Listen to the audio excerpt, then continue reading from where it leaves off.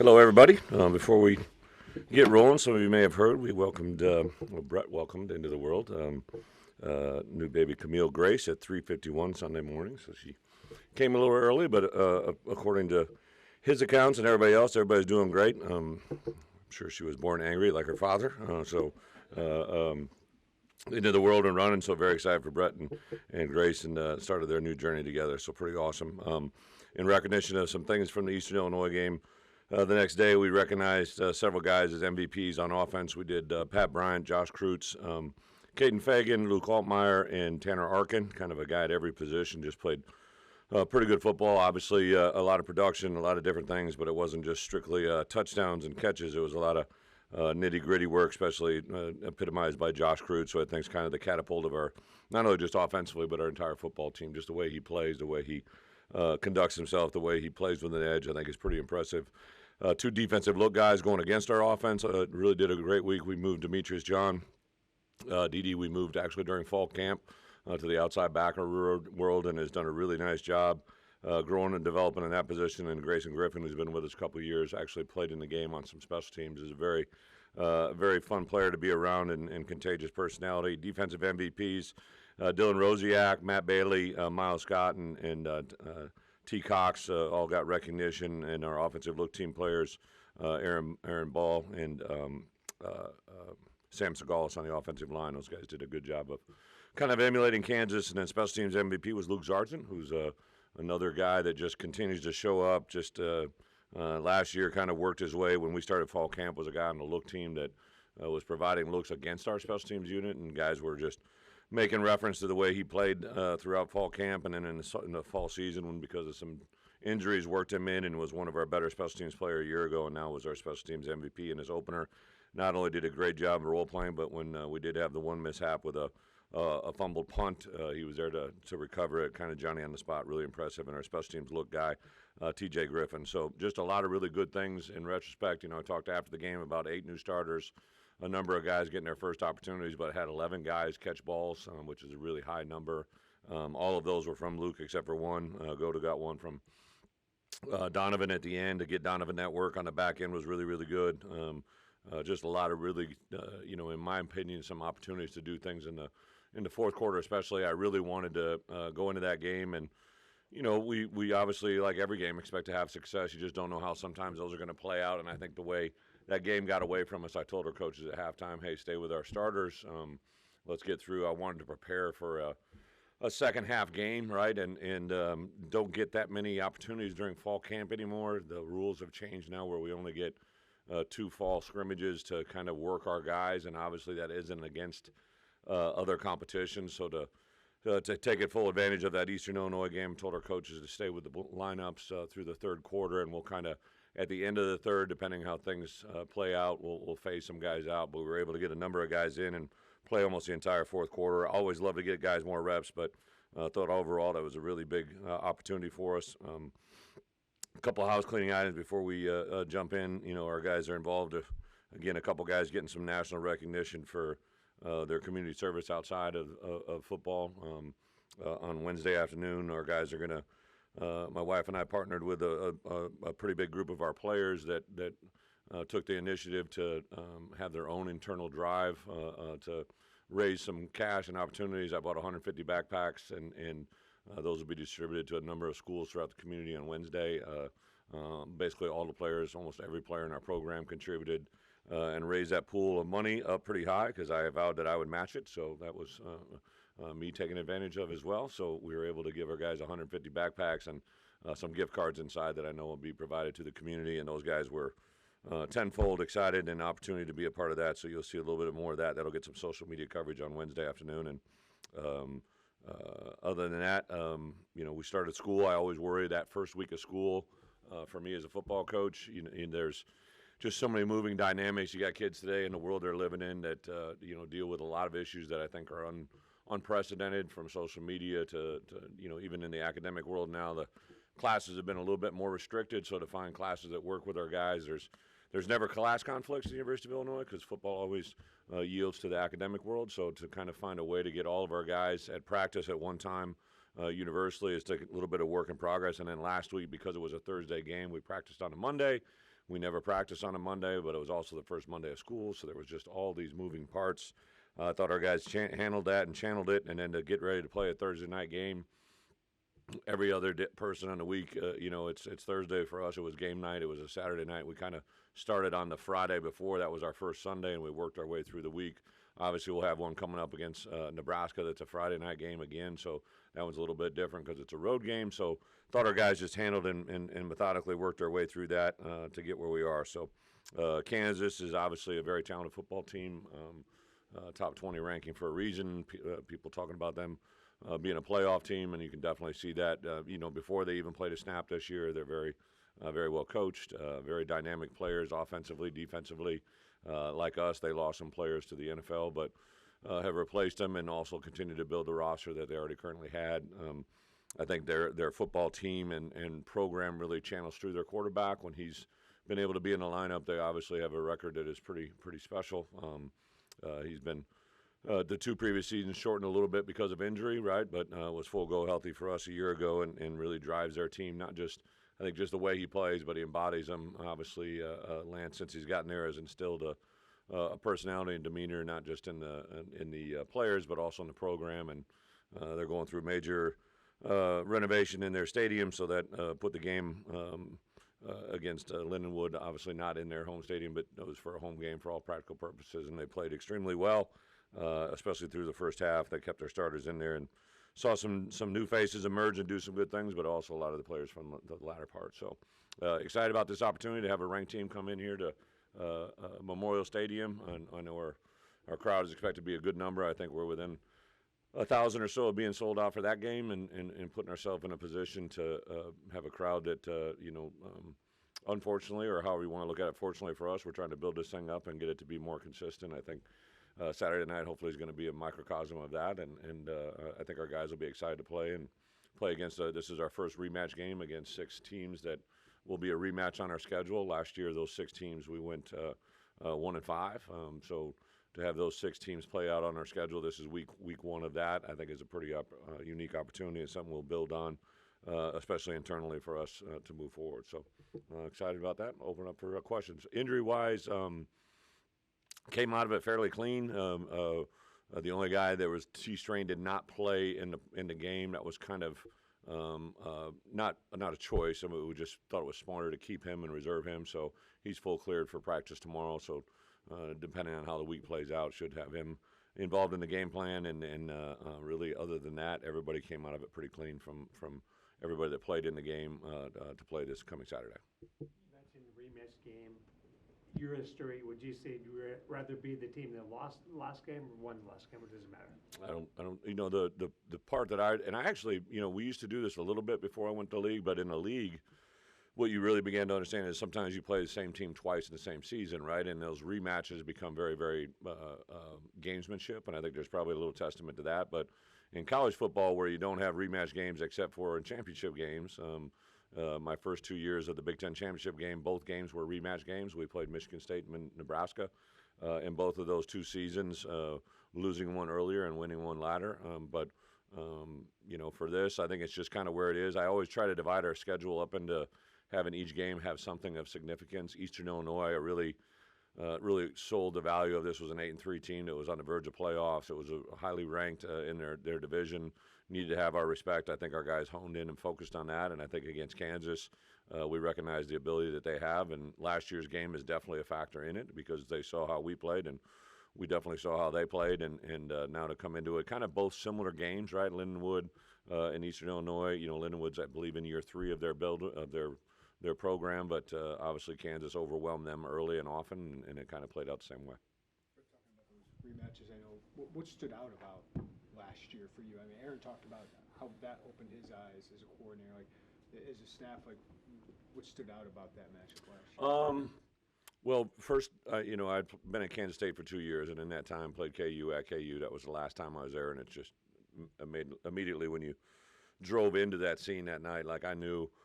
When they asked us to move to a Friday night, I wasn't really a big fan of it, but the powers that be got involved, and we moved, and I knew that was kind of playing into their hands. They were going to hype it up and sell it, and saw a very active, loud crowd, and obviously they jumped on us And I did like the way our guys responded. Obviously, we didn't come out on top, but there was some fight, some resiliency. And last year, what I think happened in front of us was there was a bunch of guys that expected to have success like they had in the year prior, right? And it didn't come so easily. So I think that was a good awakening. Aaron, I can see that as a coordinator. That was the first live environment. Obviously Toledo was here and they were a good football team, but it was here in our stadium and had success. So to go through that, and they definitely attacked us in certain ways that were game plan, scheme oriented. And I think to have that awakening as a coordinator is a big time learning moment.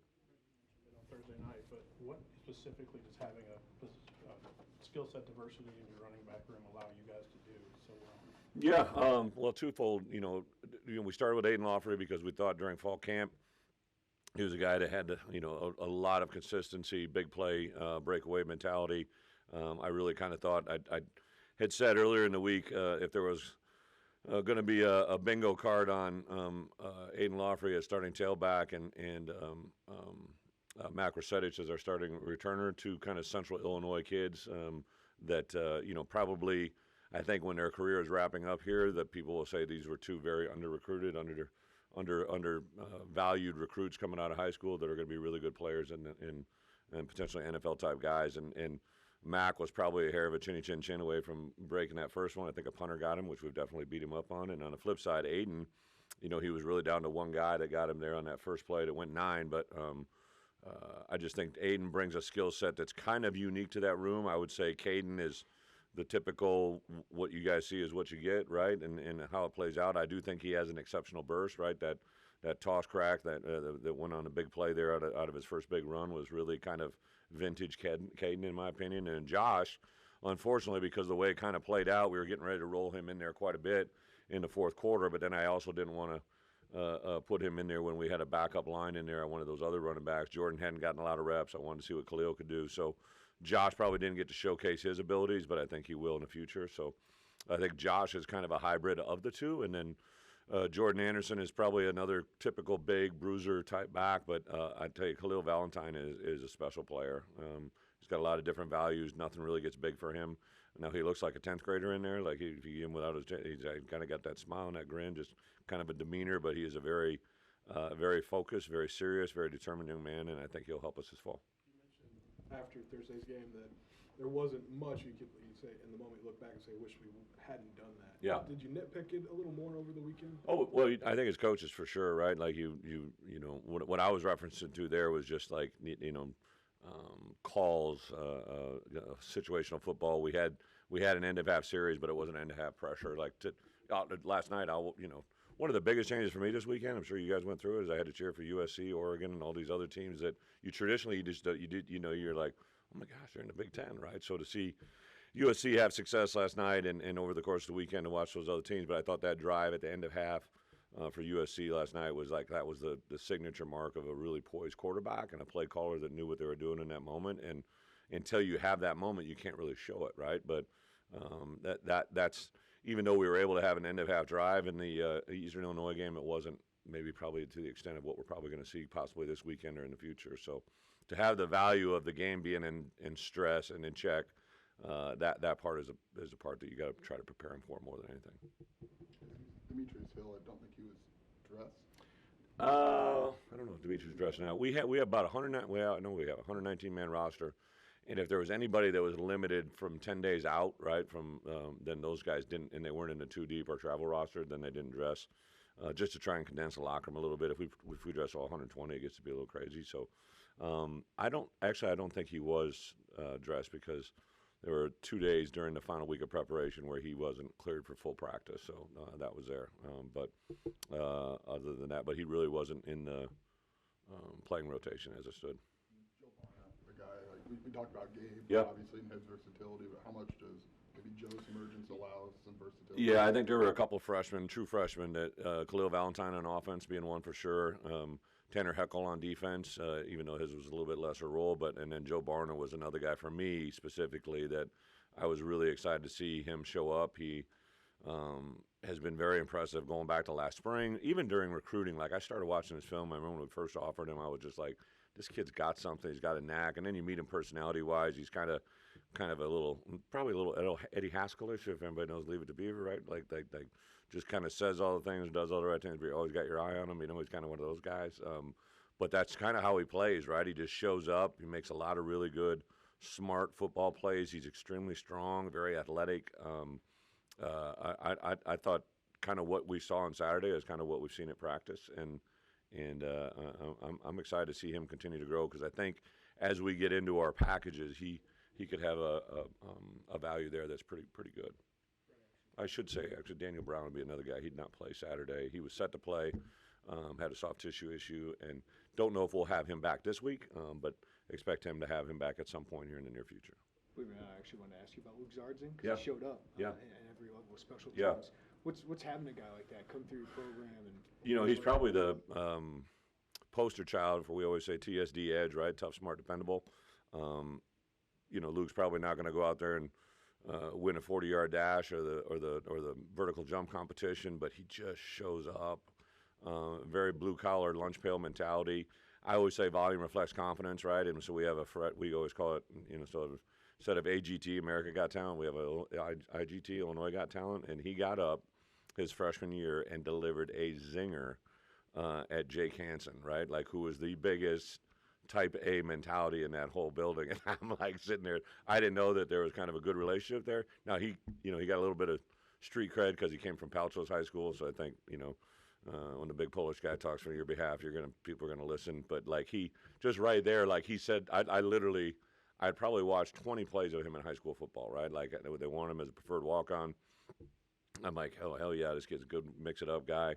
But I remember walking out of that meeting, and I said, hey, I don't know, but I'm going to take a big bet on that kid being a player, right? Just because kids kind of present this thing that, like, you can see it carry forward, and that's exactly what. And then Dish, I think Dish was a great example. Dish didn't know him from Adam, came in, didn't know what he was, who he was, put him on look teams against the guys, and then he, like, was literally one of the guys that came to me. He's like, hey, coach, like, Bret, like, we probably should give this guy an opportunity. And he's literally kind of almost an irreplaceable guy right now. So that, and his mom and dad own a Dairy Queen, which makes him live as live gets.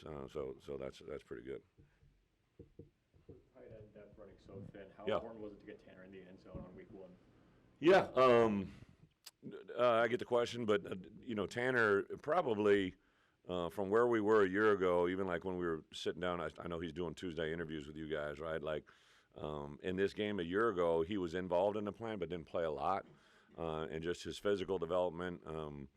And then Tanner got up and was voted captain. And ironically, before that ever happened, we had we played a little game in a room called I Respect, and so I had a night designated where I started off and I described someone and why I respect them, and then that person delivers that message to someone else, and then you go around the room, and someone delivered the message to B. Bell, who's our offensive line graduate assistant, who, if you haven't met him yet, you'll know when you meet him. He's just got an incredible presence, and he's big as a house, and got a great voice, and his person that he relayed that I respect to went to Tanner Arkin. So here's an O-line GA that played in the NFL, and he said some words on behalf of what he had learned and witnessed of Tanner Arkin, that the whole room was just shaking their head. And then I kind of knew that Tanner's voice in that room had grown quite a bit, and then to see him voted captain was pretty impressive. And I think those are probably some of the storylines within the tight end room. But, like on Saturday, I didn't even realize when it happened. I didn't realize what happened when Caden had his touchdown and then turned around and covered a kickoff and knocked that guy in the next week, right? Like that reminds me. So like the first time, when I had great running backs at Wisconsin, they may have played some special teams, but they didn't play a lot, right? Like they kind of just, we factor in that. And then I go to the SEC, and then I'm playing against LSU, Alabama, whoever, and you got a tailback that's running for a touchdown or an early down run, and then you're also trying to block him on punt, right? And you're trying to block him on punt return, and so that's kind of the transition I've made here is, Caden Fagan, pound for pound, like I was doing I did a research the other day on our entire 120-man roster, who has the highest one-step vertical jump, right? So one step means you don't have to stand flat-footed, you get one step into it, and then, so it's a combination of height, length, size, and power, right? And the highest number in our entire football program was 138 inches with Caden Fagan, right? Which makes sense because he's long, and very fast and very powerful. the value that he brings us beyond just running back are things that we're capitalizing on. I think that could be a difference maker for us this year. And Tanner Arkin, he loves playing tight end, but if I took him off my right shield on punt, because I run that's my depth, that's my coaching responsibility. If I take him off that, he'll literally be waiting to fight me, right? Because he does not want to come off that role. So just a great example of the way our guys think right now.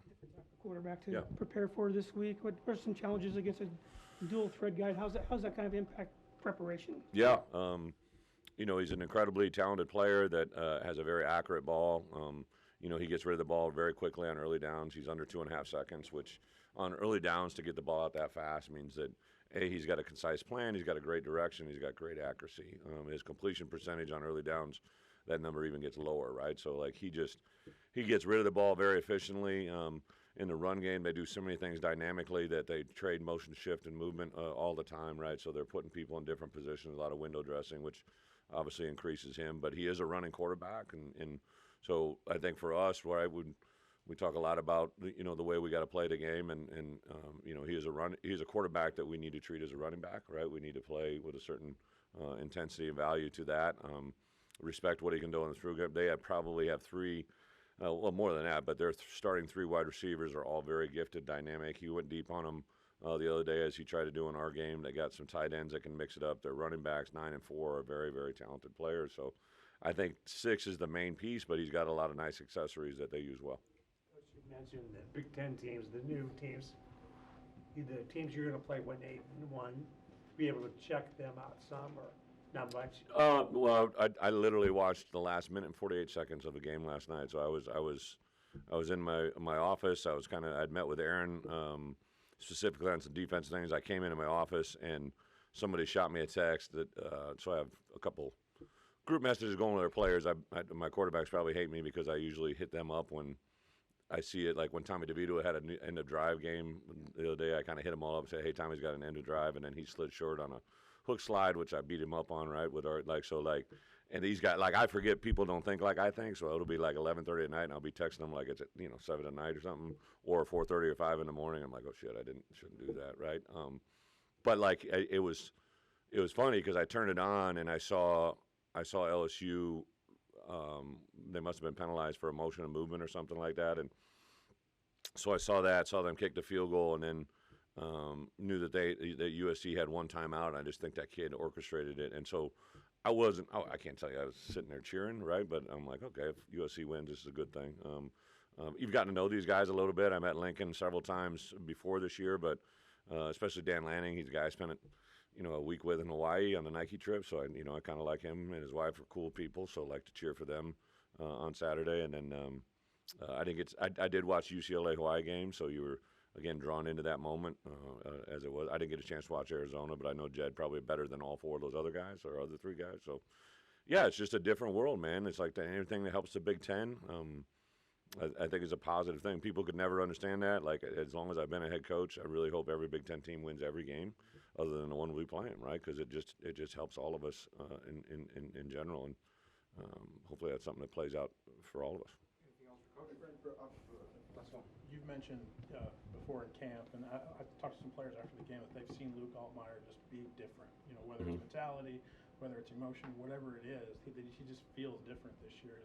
As a coach, what's it like to kind of witness somebody kind of grow and develop like that?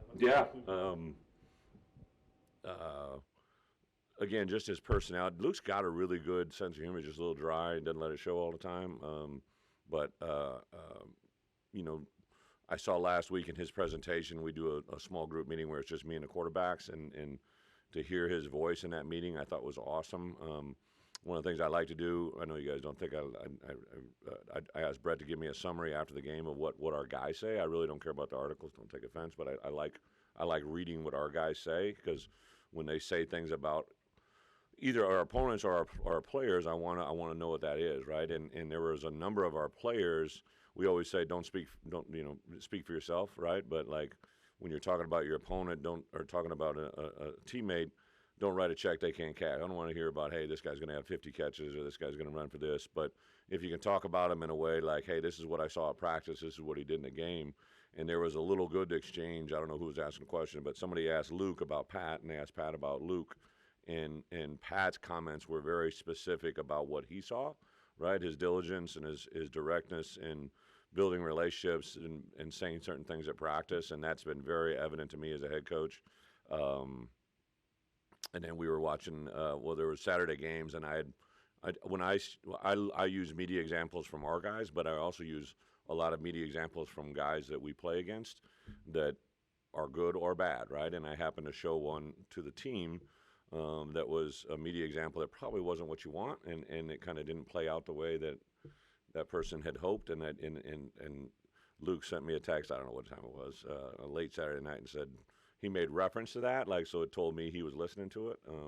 Because I think quarterbacks, I say this all the time, are very like head coaches, right? That we probably get way too much credit when it goes well and way too much blame when it doesn't. Now, as a head coach, I get paid a lot of money to take that blame, which is great, right? Like, that's what I signed up for. This is my job. But I always feel like quarterbacks don't really get the fair end of the shtick, because a lot of times when things don't go well, it's not all their fault, right? And they get the blame a lot of times for it. So I've always tried to protect guys from that moment. But, yeah, it's fun to watch them grow. Really fun. You want one more? He had a couple plays. I got you, Danny. Melvin. Plays at right tackle that were kind of wild plays for someone moving like he does. Yeah. Well, what did you see from him? Yeah, Melvin. I was very, both those tackle spots, I thought both would play well, but in particular Melvin, just because I've been so proud of that kid for all that he's done. And it's easy to see he could play the game. I think I've told a story when I watched this film, like he played against LSU, and I'm like, this guy played better than 5 other SEC tackles that I just watched the same day. But he just has a demeanor. I think Bart would tell you. I think the O-line would tell you. He has probably changed the culture and environment in that O-line room to an edge of, Josh is the unified, president leader. But I saw early on the respect that Josh gave Melvin, right? Like, kind of completely two different people, well houses, warehouses, whatever you want to say. But Melvin, like, man, that cat, like, I know what he's getting in the NIL world, right? So I was like, when he has a new shirt on, new something, I always give him a little bit of heat. I'm like, man, you got more new clothes than anybody, right? Like, and he just smiles ear to ear. The kid passed 18 hours over a 2.7 GPA for a guy knowing what I know he came in under, and coming from East St. Louis and the direction that he had then, and then he passed 6 more hours in the summer and literally had unprecedented issues. The way he's kind of changed his body, his demeanor, his work habits, it's just literally just so fun to see his growth, and then to see him have a little bit of success. I'm sure everybody saw the toss play where he sent that guy in the next Tuesday, right? Like, I just like to see him have a little, but it's going to escalate in a hurry. And, I've had talks with him, right? Like, you got to play within yourself, and, people are going to, because as it ratchets up, he ratchets up, right? So, like, he's got to play within himself. But I think you're just scratching the surface of what those two guys are. Thank you.